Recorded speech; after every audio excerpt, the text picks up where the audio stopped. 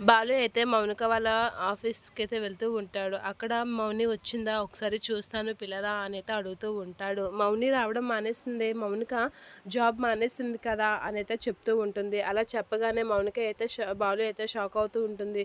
అవునా! మౌనిక ఎందుకు రావడం మానేసింది అనంటే, తను పెళ్ళైన తర్వాత నుంచి జాబ్ చేయడం మానేసింది అనైతే అంటూ ఉంటాడు. ఆ మాటలకి బాలు అయితే వెంటనే మౌనికకైతే ఫోన్ చేస్తూ ఉంటాడు. ఇక మౌనిక అయితే వాళ్ళ అత్తయ్య, మామయ్య వాళ్ళ ఆయనకైతే అన్నం వడ్డిస్తూ ఉంటుంది. ఇక మౌనిక ఫోన్ వచ్చేసరికి మౌనిక అయితే అలా చూస్తూ ఉంటుంది. అందరూ ఫోన్ సౌండ్ వింటూ ఉంటారు.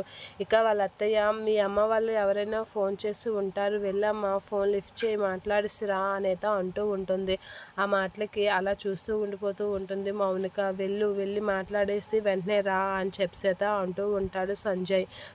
అలా అనేసరికి మౌనిక అయితే లోపలికి వెళ్ళి ఆ బాలుగాడితో అయితే ఫోన్ మాట్లాడుకో అని అయితే చెప్తూ ఉంటుంది. ఇక మౌనిక అయితే ఆ ఫోన్ చూసి లోపలికి, అమ్మో వీళ్ళు చూస్తే ఏమైనా అనుకుంటారు ఏంటో అని చెప్పి తన రూమ్లోకి వెళ్ళిపోతూ ఉంటుంది. బాలు అయితే ఫోన్ చూస్తూ ఉంటాడు.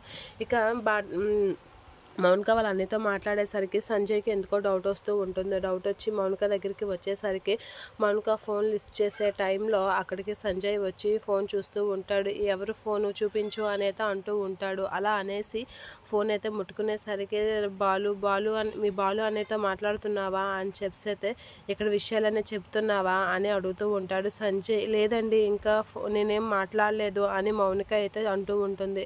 ఏంటి మీ అన్నయ్యకి ఇక్కడనే సమాచారం చెప్పేసి ఏం చేయాలనుకుంటున్నావు అని అయితే గట్టిగా సీరియస్ అవుతూ ఉంటాడు సంజయ్.